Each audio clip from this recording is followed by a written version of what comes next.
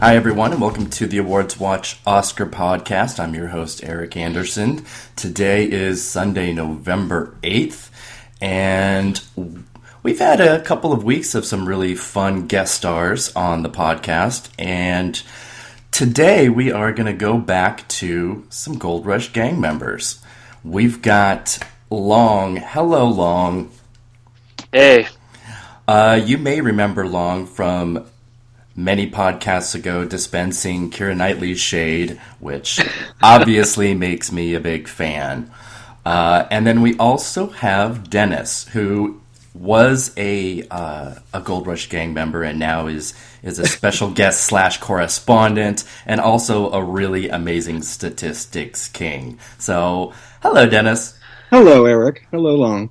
Hey, all right, awesome. We've got a tight schedule today, and there's a lot that we want to talk about. We're going to talk a little bit about our Screen Actors Guild and Golden Globe predictions, which went up this week, the opening weekends of some major movies.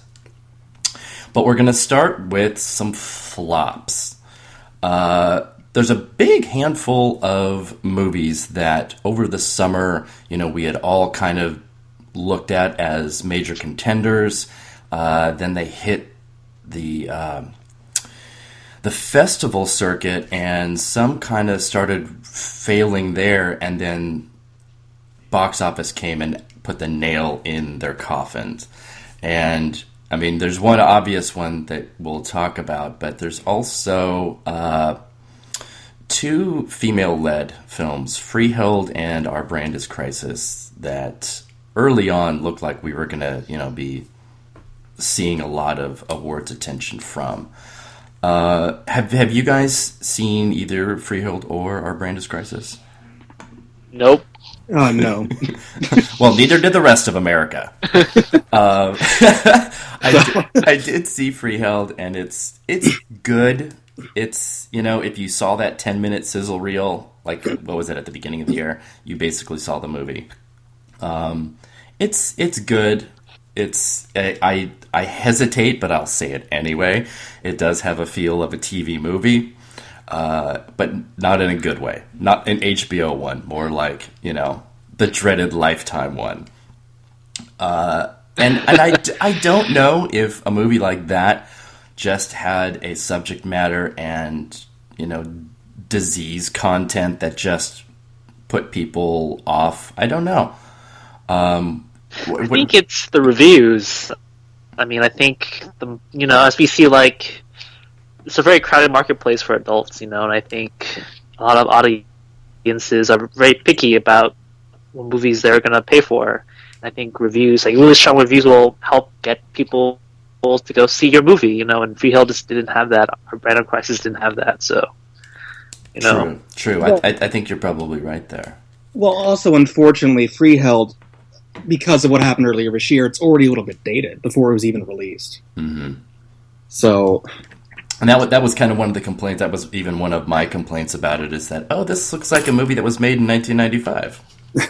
It just kind of it's really flat. Not that a low key drama has to be flashy to keep your attention. It just felt really dated. Mm-hmm. So I totally agree. With Our Brand is Crisis, though, I was a little bit more surprised, because I mean it's by far the worst opening of Sandra Bullock's career. She's been pretty consistent, but I mean this was like All About Steve levels of awfulness. So I don't really know what happened. Is it maybe just the weirdness of the tone? Because the tone in the trailers looked completely comedic, like all the time. Yeah, I think Warner Brothers probably had a hard time figuring out how to market it. It's kind of, is this a comedy? Is this like a hard-hitting political kind of drama? Like what is it? And I think it's just one of those things where reviews, bad buzz, everything just kind of combined, bad marketing, where it's just really didn't connect with audiences, essentially. And I do wonder if political satires are really that viable at the box office in general. Yeah, definitely that. And I think it also suffered too from just an absolute lack of visibility and marking until the last minute. Hmm. I mean, trailers, I mean, everything just kind of came out within like a month. And it just didn't give people time to maybe even know that it was there. And then once they did, they're like, yeah, nope. So I don't know. But anyway, we don't really, need to concern ourselves that much with that because at best, Sandra Bullock can hope for a Golden Globe nomination. But that's, we'll talk about that in a minute. I think we need to talk about Steve Jobs, though. Yeah, that's brutal. That's It's literally just barely on the cusp of the Ashton Kutcher movie right now. Yeah, barely ahead, which is really sad. I don't think there was anybody that would have predicted that as happening. No, I thought definitely would potentially do better than The Social Network. I think Steve Jobs is a much more well-known figure than Mark Zuckerberg was around 2010. So yeah, it's just it's funny. And I almost feel bad for Universal after having such an awesome year. Is that now that they get to their serious stuff, nobody gives a shit. Maybe they should have had some dinosaurs or race cars in it or something. But did you guys see the film? nope. No, Oh my god. we're part of the problem. Here. Exactly. Or the solution, because honestly, I thought it was horrible. I hated it. Like, hated it. Was it just everything, like acting, script? Like, is there anything that for you was redeemable? I think the thing I probably liked the least about it, besides the last 10 minutes, which are absolutely horrid, and just utter bullshit. But I just thought Fassbender was a terrible choice. Terrible. I didn't like him as and I don't mean like him as in a likable character. I just thought he was awful. There was nothing about his performance that gave me any type of Steve Jobs realness. Nothing whatsoever. Nothing at all. I like the idea of the structure of it, though, and using different film formats for each. I thought that was really intriguing. It doesn't go anywhere, though. It's an idea that just didn't really pan out. And it also feels like, I mean, if you don't know, there's 3 sections. Each is about, a big, demo debut. And which in and of itself is a neat idea too. But they literally give you cinematic blue balls because they take you all the way to the demo and then cut before it happens and move on to the next one. And I'm like, are you kidding me? Did you really just do that? I don't know. It just, everything about it felt like one wrong decision after another. So, but Kate Winslet was okay. Yeah, that's high praise. She was okay. Although That's pretty high praise from you. It is really high praise. Her accent is all over the place, though, which I don't know. Sometimes it's pretty strong, sometimes it's not. But then at the same time, lots of immigrants that come to the United States and then learn English have words and vocabulary that are very articulate and sound very, I'm using air quotes, American, and then other words and things are just more difficult, and then their accent comes through a lot stronger. So I think maybe that might have been what she was trying to do. I'm just going to chalk it up and say that that's what it was she was trying to do. Do you think that Saoirse Ronan should have been via her instead? Oh God! In terms of immigrant? Yeah, we'll talk about her too. The other thing I think was I guess maybe expected, but maybe a misstep, was that everybody in the movie gets these big Aaron Sorkin speeches, and it just, yeah, you can see everything coming. You can see the build up to it. There's nothing about it was like organic, nothing whatsoever. It's just, I don't know. It was dead on arrival, and I certainly didn't go in expecting that. It has great reviews, so I don't know.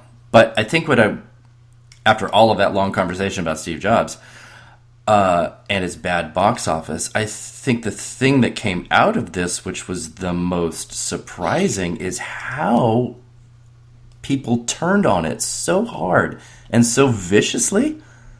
And I'm trying to understand that, because a lot of the times critics, will get very defensive when something fails, either with box office or with awards. So you get all these pieces like, why didn't the audience see what I saw kind of stuff. And it was not that was not the case with this. It was, they just came at it, knives drawn, and just tore it apart. So I think a lot of it had to do with the Sony thing, where how it was initially going to be housed in Sony, and then there's all this drama, and then eventually kind of went to Universal, and with the Sony email hacks, you kind of saw all this drama on the inside of that. So I think it just allowed, a lot of insiders to really kind of latch onto that and then make comments about how, it was a failure. Sony was right to let it go and things like that. Hashtag justice for Amy Pascal. It was an easy target. It was an easy narrative to sell after it bombed. And then I also think there's some Sorkin fatigue as well. Yeah, I'm curious about that, and this is a good point and time to kind of bring up where each of us kind of thinks Steve Jobs is now in the Oscar race, and if this was like such a complete hit job that it's kind of toast now, because I think it's kind of toast now, personally. Like 100%. I still have it in.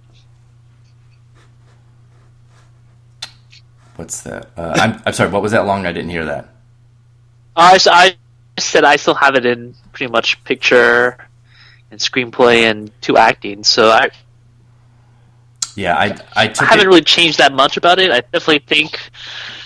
I think the box office hurts it, no doubt. I definitely think that potentially lose picture for sure, but I'm not quite sure how much all this bad buzz will affect it. So yeah, I still have Fassbender in, but he is at number 5 for me now. I think he could easily fall, but Winslet is still really strong. I still have her at number 2.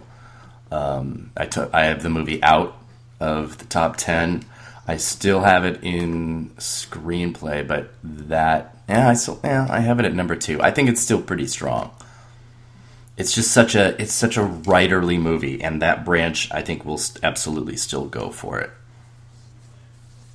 But I think writers won't care about the box office, to be honest. I think the writers have shown time and time again that they really nominate far out movies that don't do very well at the box office all the time. I think as long as there's something to latch onto, if there's really showy work, then I think it should be safe, in my opinion. Yeah, I think so too. What do you think, Dennis? Well, in terms of the screenplay, isn't The Big Short supposed to be a really kind of talky, fast-paced kind of thing? It's almost kind of like Sorkin, I was wondering. So I wonder if that's going to steal some of its thunder, actually. I think it has a very good chance of that. I think I have that at number 4. But there's just a lot of things. Let's go ahead and look at that category, because we have Carol, Steve Jobs, Room, Brooklyn, Anomalisa, The Big Short, and then possibly outside of that, The Martian and The Revenant. That's a lot of movies looking for 5 slots, and it's certainly more competitive than, say, original screenplay. So I think that's a good point about The Big Short. I think it could easily pull that type of movie votes. The big question mark for me in that category is Anomalisa. Yeah. I don't know. Is Paramount going to even mount a campaign? It seems like it's very... Yeah, they are. They definitely are. Very low key. Its poster alone is a giant FYC ad, and it has screenings. It's and SAG screenings too.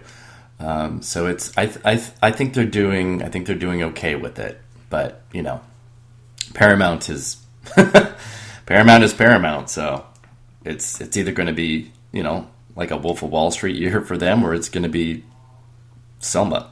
So I don't know. I think it's definitely in the running. I don't have it in my top 5 right now, but it could. I don't know. It could. All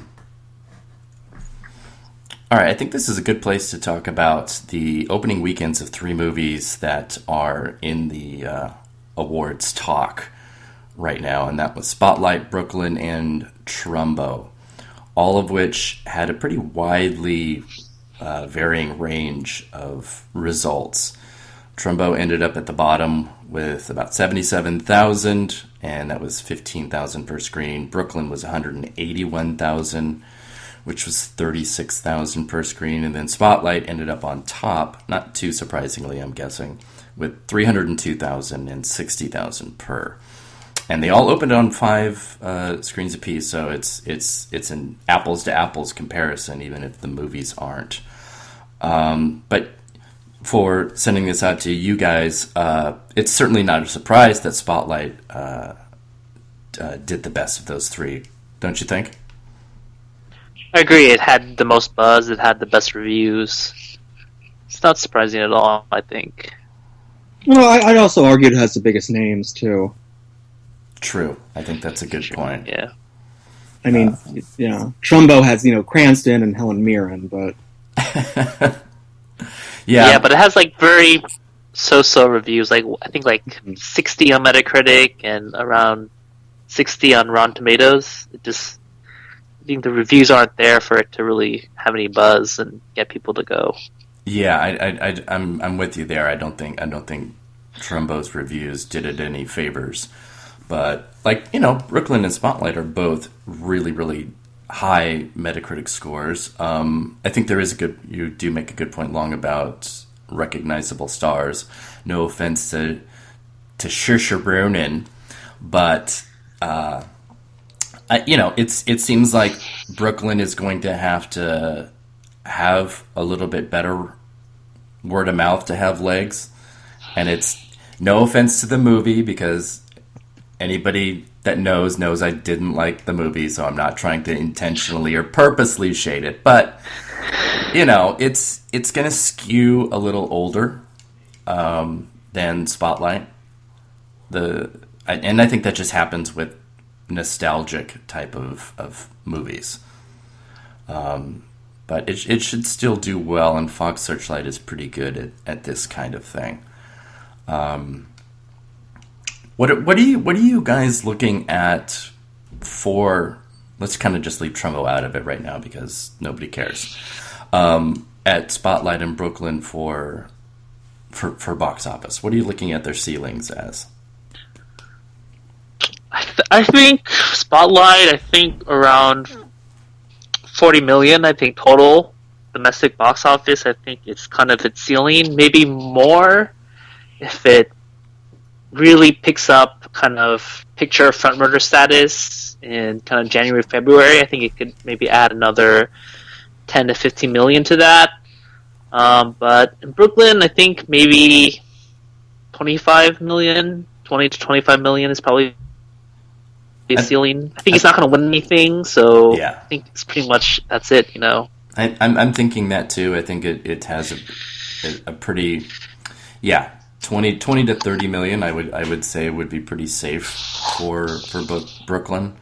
And I could see Spotlight doing those numbers, but really only if it's an actual front runner to win.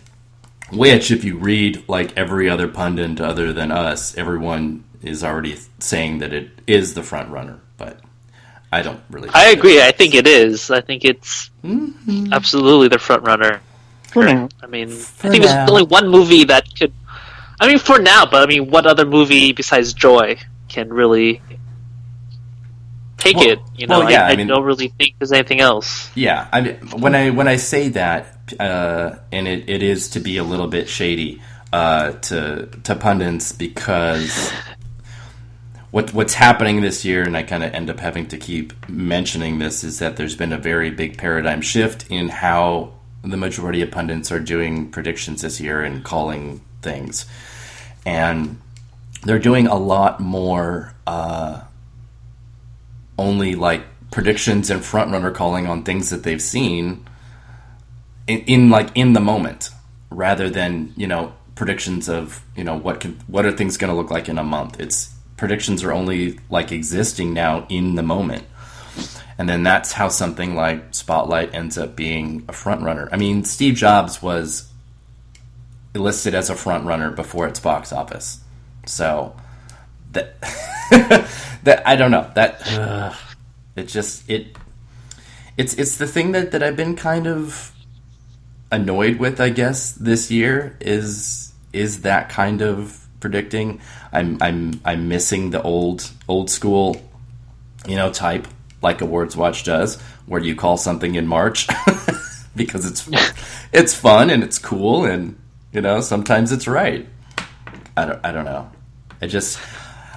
I wonder then, if Spotlight does not become the industry frontrunner, what Oscar pundits are going to do, what they're going to say. Are they going to write pieces of, oh, it's just too much of a drama, or it didn't connect with them because of the child abuse subject matter? Or, I mean, I feel like there's all of these things like ready to go to print if it doesn't end up being, you know, what they want it to be. I don't know. No, I agree. It's just, for me, I think when I look at the film itself, I think it has all the ingredients of a quote-unquote traditional frontrunner, right? It's important, it has great reviews, it has a very kind of well-known cast, it's emotional, it has all these ingredients that I think make it on paper, a very strong frontrunner, and it's going to take a lot for a movie like Joy to really kind of move it from that frontrunner status. You know, that's going to be a hard kind of mountain to climb, I think, for Joy, because Joy doesn't strike me as something that's has the gravitas of Spotlight, and I think, as we know, that's something that, you know, AMPAS voters really care about. See, I don't know. I mean, since we don't obviously know the full weight of Joy and what it's going to be. But you can kind of tell, though. I mean, Joy is literally about as we make fun of, the person who invented a mop. I mean, that's not gravitas. That's, yes, you know, but now it has the mafia element of it. So it might be just a little bit more than about a mop. I think the mop industry is going to heavily back Joy. So. I think so too. The mop lobbyists are going to be throwing parties, and so it's a done deal. But no, I'm fighting against the idea of an Oscar gravitas movie, because AMPAS year to year very deliberately tries not to repeat itself, and when you just look at, you know, whatever, the 10 previous winners, they're all completely different genres, completely different levels of comedy or drama or importance or perceived importance,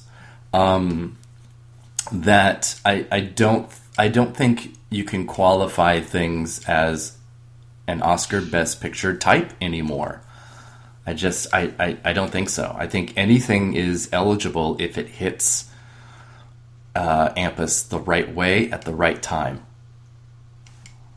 I don't know. No, I agree. I do see a point where, you know, I think even you look at last year, you know, I think most people were really surprised that Birdman became such a a strong front runner, right? I think most people thought it would do well, but not pretty much sweep essentially the way that it did. I think, I agree that it's really early, and we could look back in January, February, and be like, that was really stupid for us to thought that Spotlight was absolutely the front runner. So. Oh, I don't think I don't agree. think it's stupid at all. I think it's what I want to try and I guess be clear about is I think it's understandable and reasonable because of where we are in the moment. But year to year, everything changes once it gets to the actual industry awards. And the Boyhood Birdman thing is a really perfect example. I mean, there were people still after Birdman's all of its wins still thinking that Boyhood was going to get Best Picture and predicting Split, and they just could not let go of the fact that Boyhood was their favorite movie and it was the best reviewed movie, and that means it's going to win. And it's a trap that people fall into every single year. And I look at it as much more open. I'm not just saying I'm pushing Joy because I think Joy's going to win. I think it's always open. Always open. There's going to be big, massive epics that win. There's going to be tiny, tiny movies that win. It just is however Ampus is feeling that year. And how much, too, any new voters, can impact the race. That's always fun to see, the invitations that go out every year. And then you look at that and go, ooh, is this influx of, youth or diversity going to, make something like, Carol do really well, or Room, as opposed to, some old school kind of movies like The Danish Girl or, I don't know, Bridge of Spies even. I don't know. So that's kind of how I guess I choose to look at it, as much more open. I mean, Spotlight does look very good right now, but it's also still pretty early in the season. And as we saw last year, I mean, back in 2010, a film can win all these critics, it can win the BFCA, it can win the Golden Globe, but then when the guilds come around, they just do whatever the hell they want to do. Mm-hmm. And that's exactly what happened those last 2 years. And when it comes to something like Joy, yeah, there's an argument that there's not as much gravitas to that film as there is to something like Spotlight. But what about David O. Russell's narrative, though? I mean, do you feel like he's seen as overdue at this point? Yes, I do think he is. Totally. Absolutely. Yeah, I think no doubt about it. I think when you go 3 for 3, like he's done and gotten Best Director nominations, Best Picture, he was clearly top five on all those 3 films. Yeah, that's clearly, he's well liked, and I'm sure there's a segment of the Academy that would love to see him win. So. Yeah, it's the thing that's frustrated me about a lot of the pundit predictions that I've seen is the idea that there has to be an end to this run for David O. Russell at some point, and it's based on what exactly? I don't get it. I don't get it. But good luck to them if they think that that's what's happening. So. I think the narratives are extremely strong, and it's something that we can look to quite a bit. Not all of them; they don't always all work, but I don't know. This feels like it will, and it could, but I don't know. That's just me. I think I'd like us to jump over to some predictions, and not Oscar predictions, but I want to look at Screen Actors Guild and Golden Globes, because those are going to be announced in just about a month, and we have a lot of things that could stand in the way of some major films getting nominations, especially December releases, and to speak of Joy that we were just talking about. Most especially with the Screen Actors Guild, we've seen many, many times that Christmas releases that don't have screeners that go out to the nominating committee, they get snubbed entirely. They can make a big comeback at the Oscars, but you can lose a lot of momentum without, being able to nail all of these awards shows as they are back to back to back. So I know I posted the Screen Actors Guild predictions for the Gold Rush Gang, but I would like to hear from Dennis on what he thinks about the SAG race this year and screeners and screenings and, Joy and Hateful Eight and The Revenant and that kind of thing. Okay, well, what I did was I did some looking up, some info about SAG, some key dates and everything. Mm-hmm. So the submissions close on October 22nd. Yes. And as we know, the important thing about the submissions is that at SAG, unlike the other groups, when you're submitted into a category, you can only be nominated in that category. Mm-hmm. So, we have the Jennifer Connelly example for that. So what I wonder about with something like that is the rumor that Samuel L. Jackson is going lead now for Hateful Eight. But I also wonder if it even matters because Hateful Eight is opening on Christmas as the 70mm roadshow.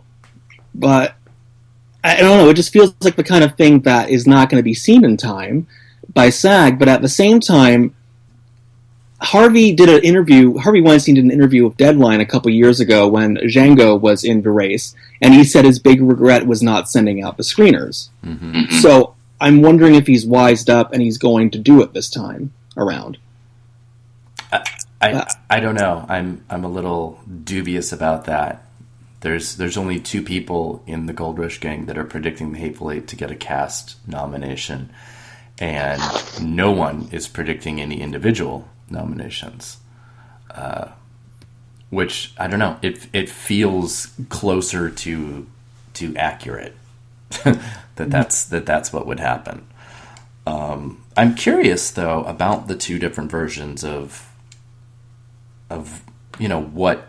what's going to be submitted screener wise. I guess it has to be the shorter one.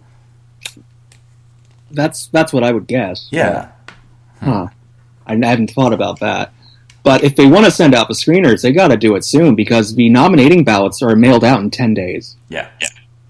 It's and there's already places or studios that have their screeners out, so there's a head start, and that's from like the likes of like The Martian, which is in a lot of people's eyes also a front runner now. I think it's going to do extremely well, but. I don't know. The December thing is very worrisome, and I'm always just baffled that every year this seems to happen. That films aren't finished in time, and they're not seen in time, and they're clearly, the studios want them to be awards contenders. So, why not just do it correctly? Yeah, that always really confuses me too. Why rush to get something out in December when just move it to next year and allow the director to take their time in post and make sure you get all the ducks in the row and make sure that you can screen everything on time. But I don't really know what goes into that kind of calculus that makes the studio decide no, we need to get it out this year.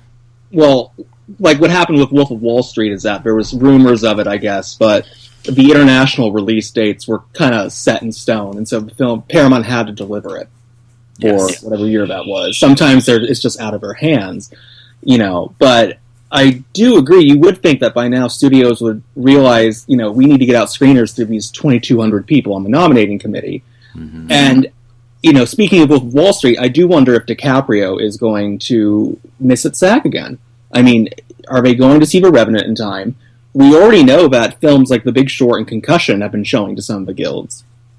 So they're done, so they're presumably sending out screeners soon, I would imagine. Yeah, I have to mention. I don't know. I feel like the Revenant and specifically DiCaprio might be an exception, almost the same way that American Hustle was a couple of years ago, which was clearly very, very late in the screener game and the screening game as well, which Joy looks like it will be too. And that still managed a cast nomination and a win, and Jennifer Lawrence too. But it felt kind of like a blind vote. I obviously have no way of, saying that it was, but it sort of felt that way. And I don't know. I mean, I think what was the rumor that Joy was gonna screen to the HFPA early December, right? I mean, that's really, really late. December 5th, and their nominations are like just a few days later. That's really, really late. I mean, that's... What are the SAG ballots due? I think almost right before... They're due December 1st. December 1st? Really? That early? Yeah. Yeah, that's pretty... That seems kind of risky. Because essentially that means that Joy probably won't be seen by SAG at all. I mean, like, if they're screening for the HFPA after SAG ballots are due, then I would be surprised if Joy gets anything, Well, that's why I think it could play just like Hustle did.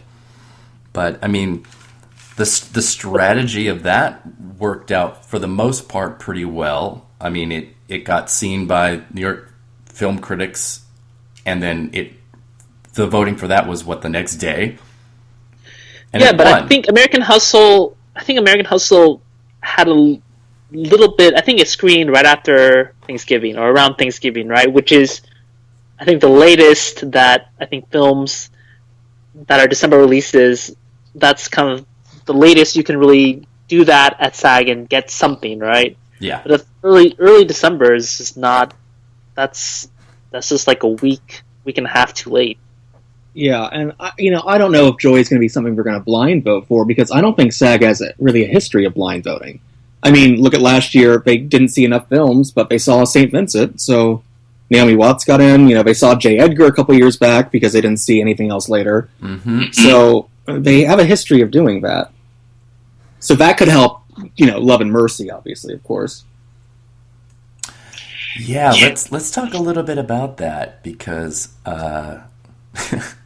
anyone that listened to the Oscar Poker podcast from a few weeks ago with Jeff Wells and Sasha Stone, I was on that, and we brought up Love and Mercy, and specifically Paul Dano, and I mentioned that he was not in any of our predictions, and it was like a pearl-clutching horror that he was not there. And I'm kind of working my way to Paul Dano and Elizabeth Banks as possible contenders, but they feel like SAG contenders and not Oscar contenders.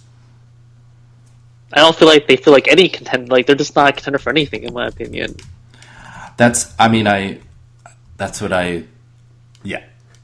I believe that more, but who's the studio behind the film? I don't even know. It's Roadside Attractions. Okay, so it's not...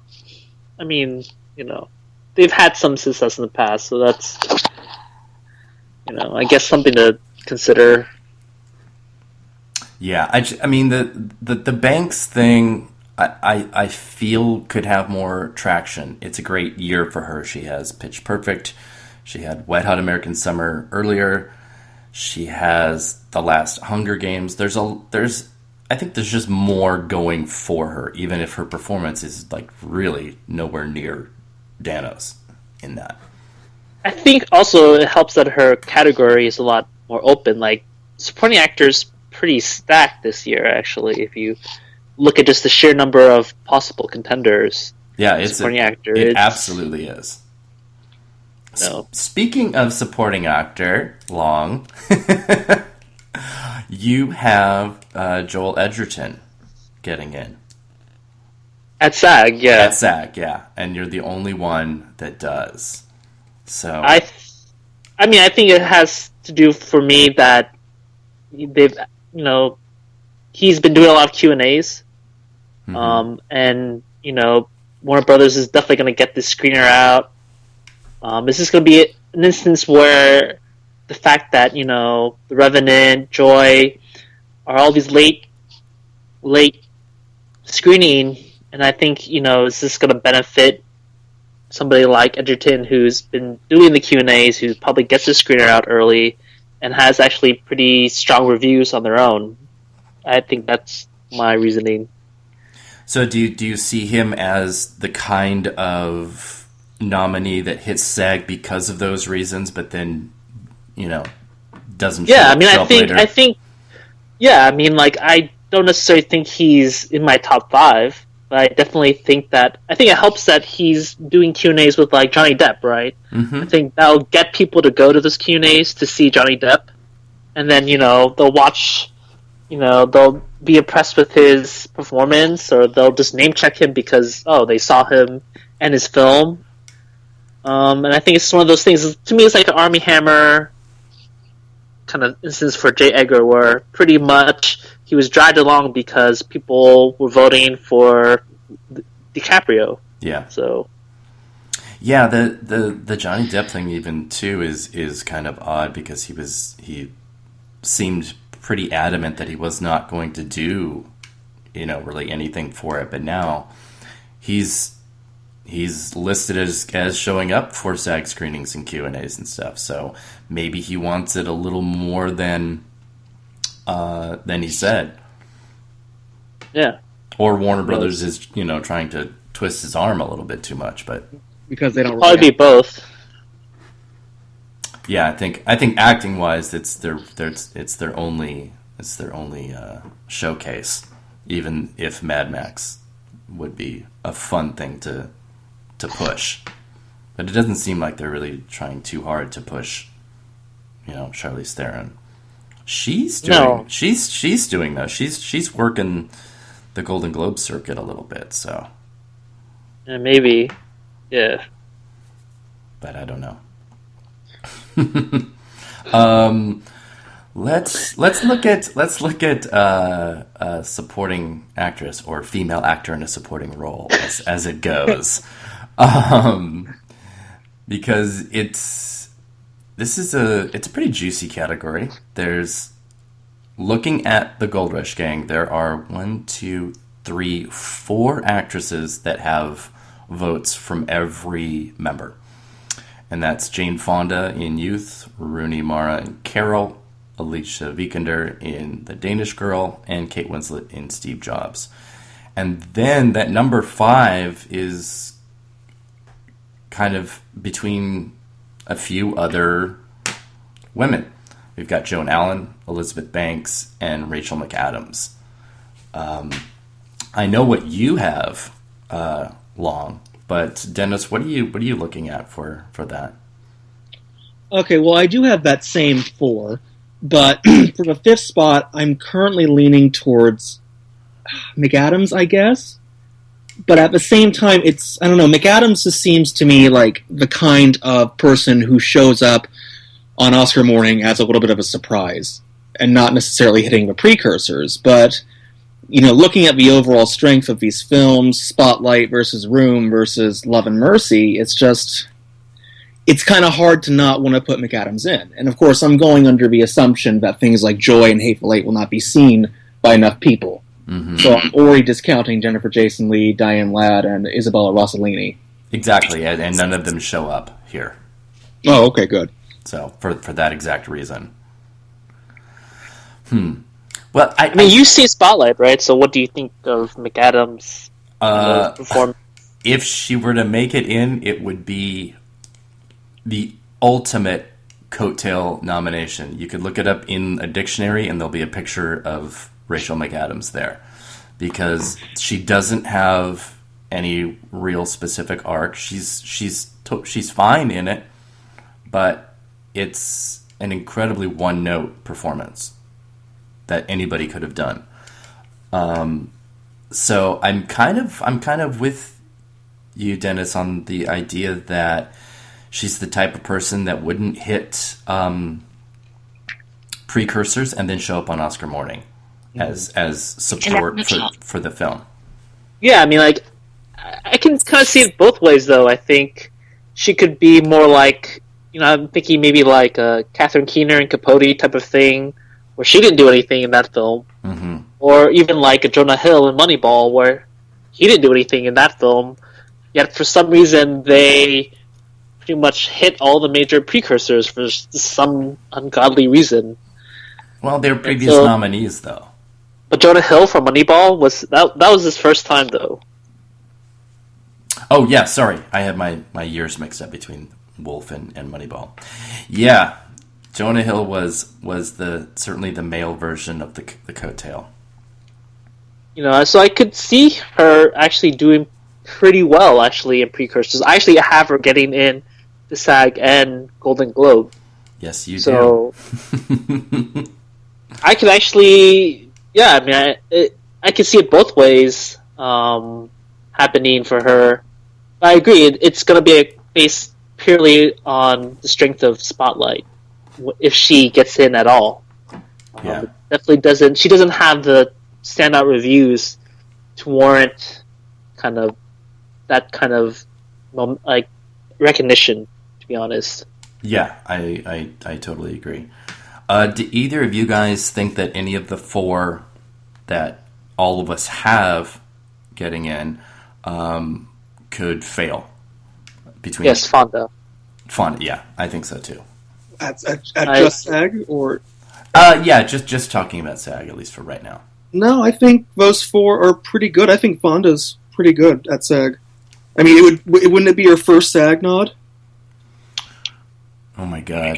I think it would. I don't think she's. Yeah, I'm pretty sure it would be her first in both film or television. And they love the old veterans because they only started handing out awards back in 1994. So we often see them. Maybe not so much nowadays as much as they used to, but they love to have the veterans come because they never got a chance to recognize them in the 70s and 80s.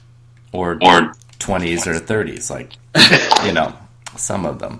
But yeah, no, that's a good point, and it's something that I end up, bringing up every year of like, all right, who's the veteran they're going to drag out, to give a nomination or even a win, as we've seen too, because of the age of the awards. I think it happens.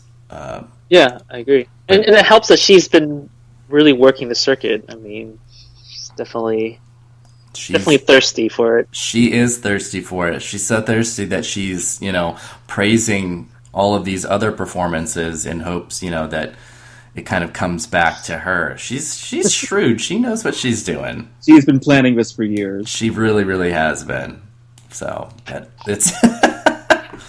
I'll be curious to see, though, if she can manage a TV SAG nod, since she couldn't get an Emmy one. But that'll be kind of curious to see if she ends up as a double nominee. Well, it'd be interesting if they nominated both her and Lily Tomlin for both film and for Grace and Frankie. Exactly. And Lily Tomlin is just the little segue that I wanted to go into, because just like supporting actress, the leading actress also has 4 women that have votes from everybody, and then that 5th spot is up in the air.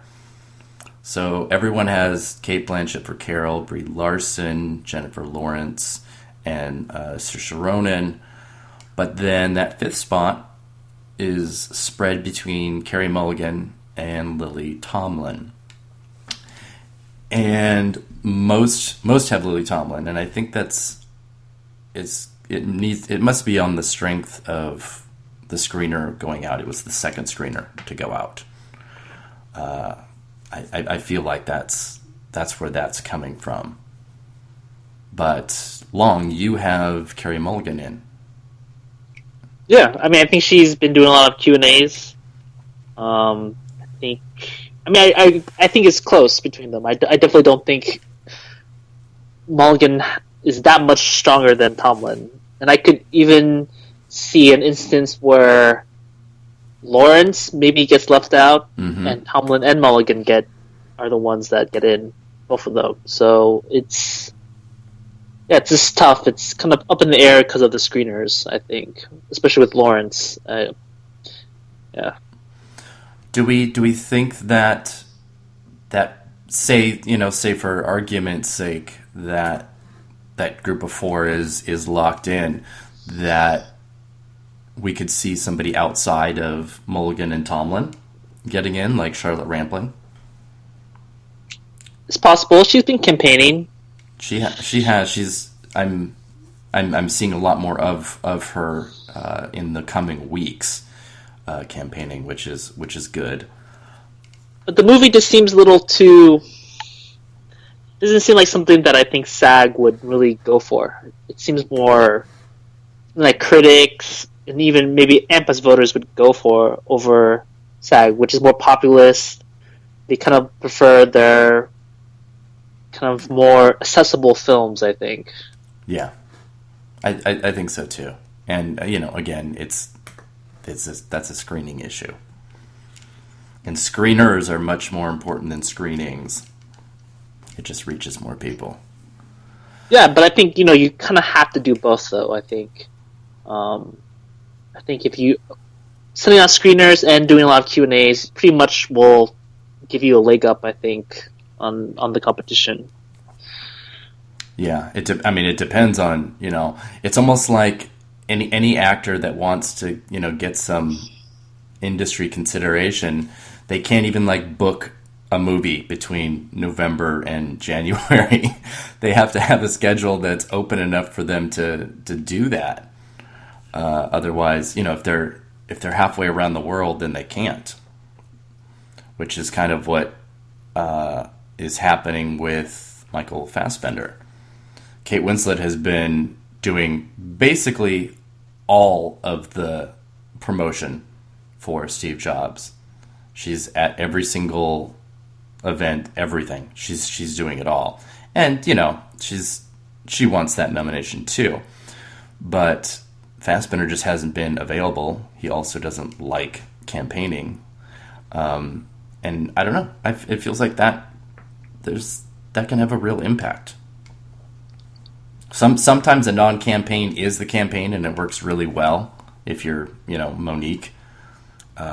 It doesn't really work that well, I don't think, for somebody like Fassbender. So that's just more digging at Steve Jobs. I can't help it, because I think he's pretty vulnerable. But actually, if you look at the leading actor SAG, we're all over the place. We're really all over the place. Everybody has Eddie Redmayne and Fassbender and DiCaprio in, but then it's a free-for-all after that. Ian McKellen, Tom Hanks, Matt Damon, Johnny Depp, Steve Carell, Michael Caine, all have votes. So that's going to be a really, really fun category. Yeah, I mean, I think it's just a really wide open race, I think, in general, and especially for SAG. Who knows? Yeah, it's really open. Dennis, what are you looking at for this category, for male actor in a leading role? For male actor in a leading role, let's see. I do have DiCaprio and Redmayne and Fassbender, and then to fill it out, I'm leaning towards Will Smith and I think Steve Carell at this point. Okay. I feel like I should have Matt Damon, and if I had to drop someone for Matt Damon, it would be Carell. But like I said earlier, though, we know that The Big Short has already been screening for WGA and that Concussion's been screening for SAG. Mm-hmm. So they're not going to have any visibility issues. I think both of those films well, not Concussion as a film, but more Smith's performance, I think we're going to come on really strong. So, and I just don't know how I feel about The Martian overall. Yeah, I'm pretty bullish on it. I mean, I'm not sure if I'm buying Matt Damon necessarily as an Oscar nominee for it, but he does seem like kind of the classic SAG nominee, though. Yeah, I know Long and I both have him in. Yeah, I mean, I think it's not, I wouldn't say like a showy performance. I think it's more like a kind of like a movie star performance where a lot of the performance is based on his charisma and kind of charm. And I think that it's kind of hard to say like how much passion I think it'll generate amongst actors. You know, I think that's still an open question mark for me, even though I do have him in at this point. See, I think it's exactly the kind of thing that actors like. They like personal showcases where they get to be, you know, front and center, even though it's kind of an ensemble, but the ensemble is doing their own thing and Damon's doing his own thing. And it's almost like I can see an actor being like, that's what I'd like to do. I want all the attention on me. And kind of pushing that. But I mean, I'm like crazy on The Martian right now. I have it at number 2, like almost across the board. So that's just kind of where I'm at right now. No, I agree. I think The Martian should do well, I think. And, you know, and it's been seen because it's already out. It's, for better or worse, it is a feel-good movie. And I think sometimes that is a pretty big factor within the industry of what they like to promote. I mean, they'll have, you know, intense, dark dramas, but it's, I think something that is positive and feel good ends up being a stronger contender than something dark, depressing, and just like relentlessly bleak. I think it's just a much harder sell. I don't know. Well, it's an easy screener. It's an easy, you know, everyone's seen it. I don't think anyone's going to be wanting to turn it off, you know, or anything. So you do have to think about that. I mean, I don't know how many of these voters are going to be able to get through some of these other films. So exactly, like 3 hours of Hateful Eight. That's, you know, that's going to be tough. And as we always say too, because these movies are around the holidays, and a lot of these screeners are going to be, you know, with voters that are going to watch things with their family. Mm-hmm. Like, is Room going to be something that, you know, a family of 10 is going to sit around and watch together after Thanksgiving or, you know, Thanksgiving weekend? It doesn't seem that likely. Something like The Martian is completely palatable and easy. I don't know. Just a thought.